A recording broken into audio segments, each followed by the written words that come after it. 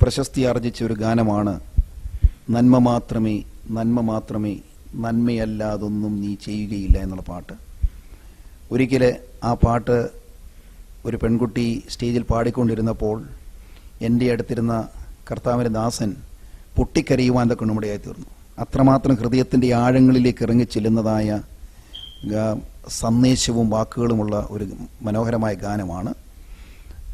ആ ഗാനം എഴുതാൻ പ്രേരകമായി തീർന്ന സംഭവം എന്താണ്? അത് വിവരിക്കുകയാണെങ്കിൽ ഒരുപാട് സമയം വേണം. എന്നാൽ ചുരുക്കത്തിൽ ഞാൻ പറയാം. ഞങ്ങൾ ഒരിക്കൽ കുടുംബമായിട്ട് നാട്ടിലേക്ക് പോകുന്ന അവസരം, ബാഗേജ് എല്ലാം ചെക്ക് ഇൻ ചെയ്തു.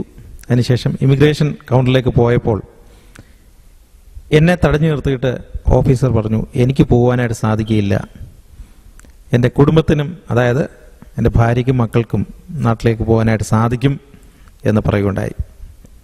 വാസ്തവത്തിൽ അപ്പോൾ എനിക്ക് ചിരിയാണ് തോന്നിയത്. കാരണം എൻ്റെ അറിവിൽ ഞാൻ തെറ്റ് ചെയ്തതായിട്ട്, അല്ലെങ്കിൽ അങ്ങനെ ഒരു തെറ്റ് ചെയ്തതായിട്ട് എനിക്ക് ബോധ്യമില്ലായിരുന്നു.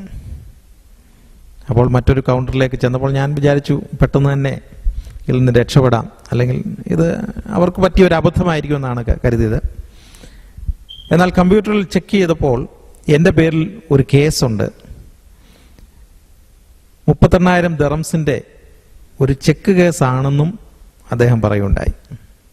അപ്പോൾ ഞാൻ അവരോട് പറഞ്ഞു, ഭാര്യയും മക്കളെയും ഏതായാലും നാട്ടിൽ അയക്കുന്നില്ല, അവരുടെ എക്സിറ്റ് ക്യാൻസൽ ചെയ്തിട്ട് അവരെ ഭവനത്തിലേക്ക് അയക്കാം എന്ന് പറയുകയുണ്ടായി. അപ്പം ലഗേജ് എല്ലാം തിരിച്ചിറക്കി അവരെ ഭവനത്തിലേക്ക്, അവർ തന്നെ ഭവനത്തിലേക്ക് പോവുകയാണ്. എന്നെ അവിടെ തടഞ്ഞു നിർത്തിയിരിക്കുകയാണ്. ഞാൻ ലോഞ്ചിലിരിക്കുകയാണ്, എന്നെ അവിടെ ഇരുത്തിയിരിക്കുകയാണ്. കാരണം അവിടെ നിന്ന് എനിക്ക് വേറെ എങ്ങോട്ടും പോകാനായിട്ട് സാധിക്കില്ല. ഒരു ജയിലെന്ന നിലയിലാണ് അവിടെ എന്നെ ഇരുത്തിയിരിക്കുന്നത്. ഞാൻ ആ സമയത്ത് ആലോചിച്ചു, ഇതെന്താണ് ഈ കേസ് എന്തുവാണെന്ന് ആലോചിച്ചു. എന്നാൽ ആ സമയത്ത് എനിക്ക് ചെറിയൊരു ഓർമ്മ വന്നു. അതിന് ഏകദേശം 1.5 വർഷം മുമ്പ് ഞങ്ങളുടെ കമ്പനി ഒരു ചെക്ക് വേറൊരു കമ്പനിക്ക് കൊടുത്തിരുന്നു. ആ കമ്പനി ആ ചെക്ക് പോസ്റ്റ് ഡേറ്റഡ് ചെക്ക് ആയതുകൊണ്ട് ഡിസ്കൗണ്ട് ചെയ്ത് ആ പണം എടുത്തിരുന്നു. എന്നാൽ ആ ജോബ് ക്യാൻസൽ ചെയ്തത് മുഖാന്തരം ആ ചെക്ക് ആ കമ്പനി മടക്കി തരേണ്ടതായിട്ടുണ്ടായിരുന്നു. എന്നാൽ അവർ അത് ഡിസ്കൗണ്ട് ചെയ്തുകൊണ്ട് അവർക്കത് ലഭിച്ചില്ല. ആ കാരണത്താൽ അവർ അന്നൊരു ലെറ്റർ എനിക്ക് എഴുതി തന്നു, ഞങ്ങളുടെ കമ്പനിക്ക് എഴുതി തന്നു. അതായത് ഇതിൻ്റെ അഗൻസ്റ്റായിട്ട് യാതൊരു ലയബിലിറ്റിയും ഇല്ല എന്ന് പറഞ്ഞിട്ട്. അങ്ങനെ ഒരു ഓർമ്മ 38,000 ദിറംസിൻ്റെ എനിക്ക് വന്നു. അപ്പോൾ ഞാൻ രാത്രി സമയമാണ്, ഞാൻ കുടുംബത്തെ അല്ലെങ്കിൽ ഷീജയോട് വിളിച്ച് പറഞ്ഞു, ഇങ്ങനെ കമ്പനിയുടെ ഫയലിൽ ഇങ്ങനെ ഒരു ഡോക്യുമെൻ്റ് കാണും, അതെടുത്തുകൊണ്ട് വരണം എന്ന് പറയുകയുണ്ടായി. അപ്പോൾ ഇവരെന്നെ വിടുന്നില്ല. ഏകദേശം 8 മണിക്കൂർ അവിടെ ഇരുത്തിയ ശേഷം എന്നെ ഒരാൾ വിളിച്ചുകൊണ്ട് കാറിൽ പോലീസ് സ്റ്റേഷനിലേക്ക് പോവുകയാണ്. പോകുന്ന വഴിക്ക് മറ്റൊരാളെ കൂടി ആ കാറിൽ കയറ്റിയിരുന്നു. അപ്പോൾ ഞങ്ങൾ 2 ആളുകൾ പോലീസ് സ്റ്റേഷനിലേക്ക് പോവുകയാണ്. ഷീജെ ഈ ഡോക്യുമെൻ്റുമായിട്ട് ആ സമയം വെളുപ്പിനെ 4:30-5 മണി ആ സമയത്ത് പോലീസ് സ്റ്റേഷനിൽ വന്നു. പാസ്പോർട്ടും എല്ലാം എടുത്തുകൊണ്ട് എന്തെങ്കിലും പ്രശ്നമുണ്ടെങ്കിൽ തന്നെ ഈ പാസ്പോർട്ട് വെച്ചിട്ട് ഇറങ്ങാം എന്നുള്ള ഉദ്ദേശത്തോടു കൂടി. അപ്പോൾ അവിടെ ചെന്നിട്ട് ഞാൻ ഈ ഡോക്യുമെൻ്റ് കാണിച്ചപ്പോൾ അവർ പറഞ്ഞു, വിടുവാനായിട്ട് സാധ്യമല്ല, കാരണം ഇത് കമ്പ്യൂട്ടറിൽ ഓൾറെഡി എൻറ്റേർഡ് ആണ്, ഇങ്ങനൊരു പ്രശ്നമുണ്ട്.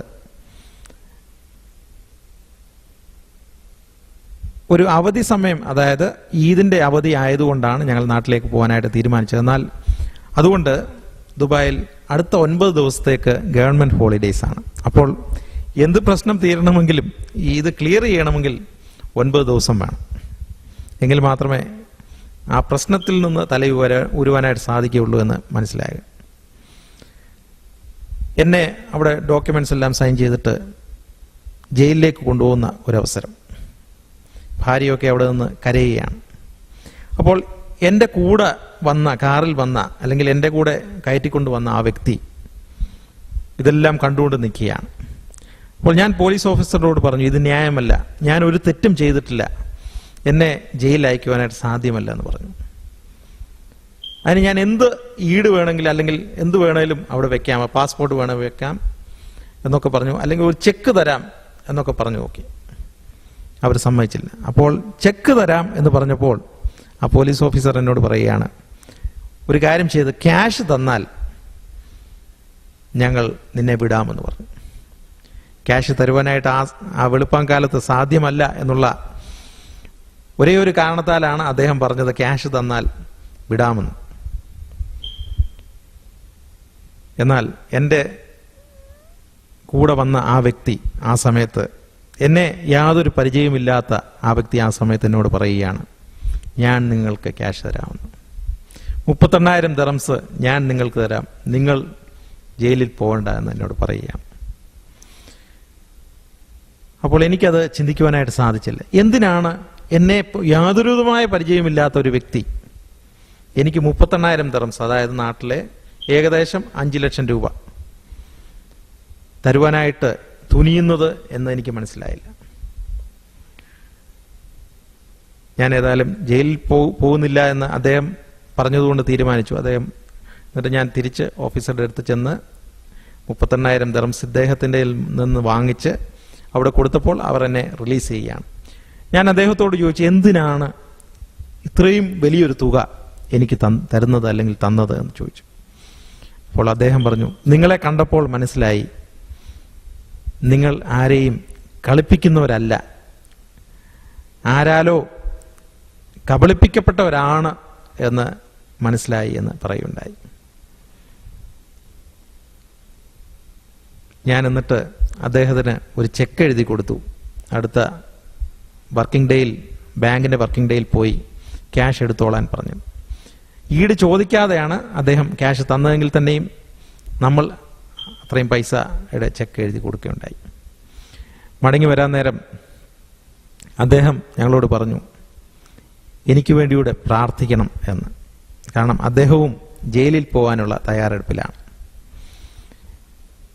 പക്ഷെ ഞങ്ങൾക്ക് മനസ്സിലായി, അദ്ദേഹത്തോട് പിന്നീട് സംസാരിച്ചപ്പോൾ മനസ്സിലായി, അദ്ദേഹവും ആരാലോ കബളിപ്പിക്കപ്പെട്ട ഒരു വ്യക്തിയായിരുന്നു എന്ന്. അപ്പോൾ ആ വിധത്തിൽ ഞാൻ ഭവനത്തിലേക്ക് പോവുകയാണ്. പോയിട്ട് കിടന്ന് നല്ലോണം ഉറങ്ങിക്കഴിഞ്ഞ് ഉച്ചയ്ക്ക് 12 മണിയായതിനെ എഴുന്നേറ്റു. അപ്പോൾ പോകുന്നതിന് മുമ്പായിട്ട് ഇദ്ദേഹം പറഞ്ഞിരുന്നു, എനിക്ക് വേണ്ടിയൂടെ പ്രാർത്ഥിക്കണമെന്ന്. അപ്പോൾ ഞാൻ ഈ ഉറക്കത്തിൽ എപ്പോഴോ എൻ്റെ ഭാര്യ ഷീജ ഇരുന്ന് പ്രാർത്ഥിക്കുന്നത്, അദ്ദേഹത്തിന് വേണ്ടിയൂടെ പ്രാർത്ഥിക്കുന്നത് ഞാൻ കേൾക്കുകയുണ്ടായിരുന്നു. 12 മണിയായി ഉണർന്നപ്പോൾ ഷീജ എന്നോട് പറഞ്ഞു, അദ്ദേഹത്തെ ഒന്ന് വിളിച്ചു നോക്ക്, എന്തു പറ്റി, എവിടെയാണ് അദ്ദേഹം, അവിടെയൊക്കെ തന്നെ കിടക്കുകയാണോ എന്ന് വിളിച്ചു നോക്കാൻ പറഞ്ഞു. അപ്പോൾ ഞാൻ വിളിച്ചു. അദ്ദേഹം എന്നോട് പറഞ്ഞത് ഇങ്ങനെയാണ്, ഞാനും ഇപ്പോൾ വെളിയിലാണ്, എന്നെയും അവര് വിട്ടു, നിങ്ങളുടെ പ്രാർത്ഥന ദൈവം കേട്ടുവെന്ന്. വാസ്തവത്തിൽ നമ്മുടെ പ്രാർത്ഥന കേൾക്കുന്ന ഒരു ദൈവം, നമുക്ക് വേണ്ടി കരുതുന്ന, ഏലിയാവിന് ഭക്ഷണം കാക്കയാൽ കൊടുത്ത ഒരു ദൈവം, അതുപോലെ നമ്മയും കരുതുന്ന, നമുക്ക് വേണ്ടി